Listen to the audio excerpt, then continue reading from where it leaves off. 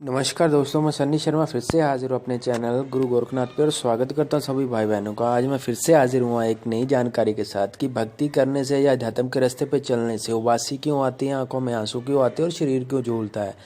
तो जो ये तीनों चीज़ें चलती है वो एक ही वीडियो में आपको बता दूंगा मैं उसका कारण क्या है। और सबसे पहले मैं आपको बता दूं कि जो भी इन्फॉर्मेशन प्रोवाइड करता हूं यहाँ पे अपने जो अनुभव होता है, जो अपने मन की, वो बोलते हैं ना, मन के विचार है, जो गुरु ज्ञान देता है उस ज्ञान के अकॉर्डिंगली यहाँ पे बोलता हूँ।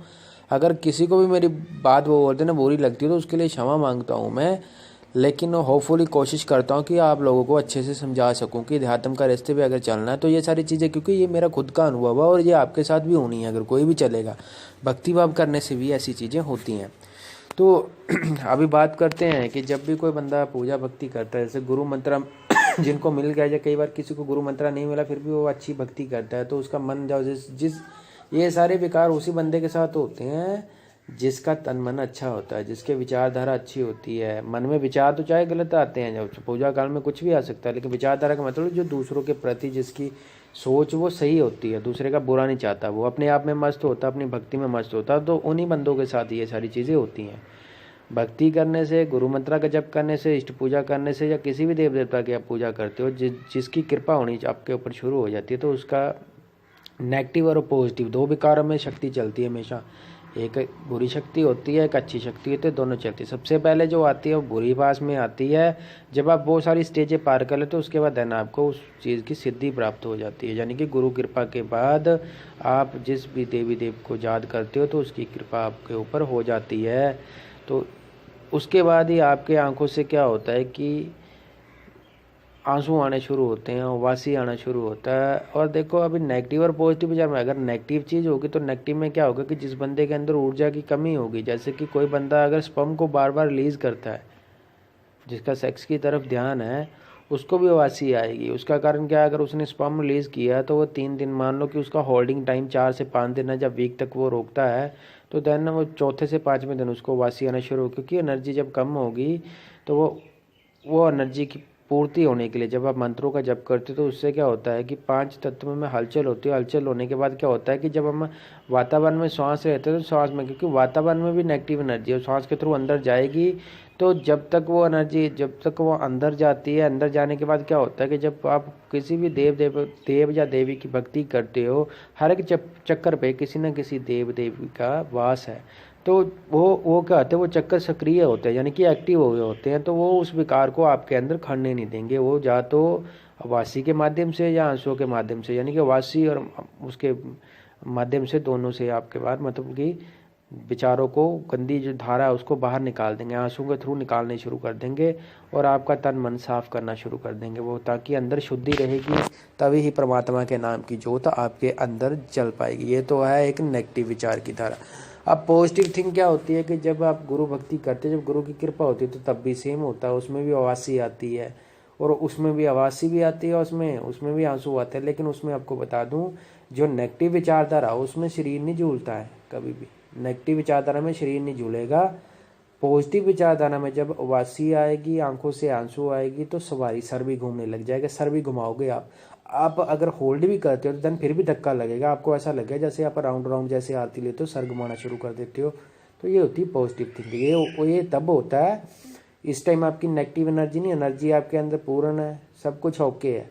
इस टाइम सिर्फ परमात्मा की कृपा होती है, वास होती है, वो चीज़ जिसको आप हाजिर करना चाहते हो वो आपकी बॉडी के ऊपर हाजिर होके आपको आशीर्वाद दे के चले जाती है। पहचानना और नहीं पहचानना हमारे हाथ में होता है।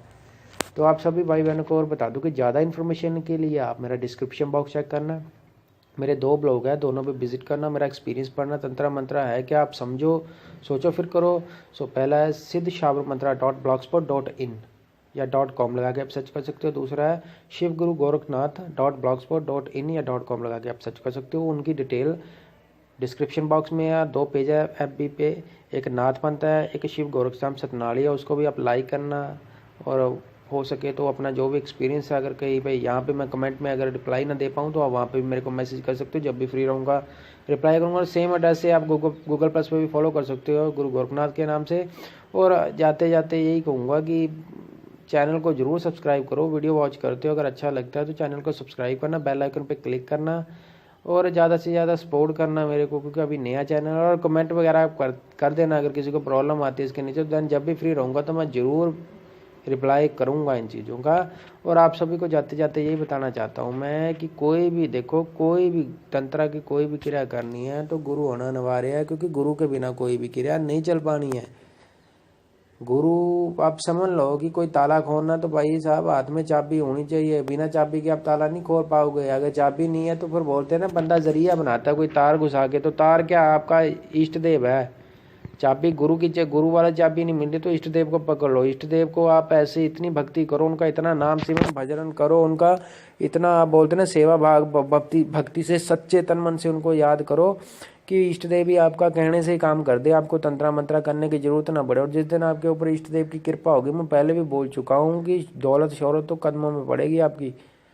और अध्यात्म के रास्ते पे चलना है तो भाई ये लड़की लुड़की के पीछे मत भागो, लड़की को छोड़ दो, साइड पे कर दो, क्योंकि लड़की साथ में रहेगी तो अध्यात्म के रास्ते में बड़ी दिक्कत आती है। क्योंकि आपको बता दूं, जब गुरु जी से हुक्म लेते हैं, पीरों पैगंबरों के हुक्म होते हैं, तो जब पूछते हैं कि स्त्री क्यों इतना, वो तो वो बोलते हैं कि स्त्री से हम लोग नहीं बच पाए, आप तो इंसान हैं तो आप कैसे बच पाओगे। ये बाबा जी के स्वयं खुद शब्द है। चलो नाथ संप्रदाय में जितने भी नाथ है वो तो स्त्री से दूर थे, लेकिन पीर पैगंबरों की तो घरवालियाँ थी, वाइफ थी उनकी, तो वो बाबा बोले कि हम नहीं बच पाए हैं, ऋषि मुनि नहीं बच पाए, इतने इतने बड़े तपस्वियों की तो जो बोलते हैं ना साधना भंग कर दी है। अप्सरा वगैरह ये यक्षिणी होगी, परियां होगी, मत भागो इनके पीछे।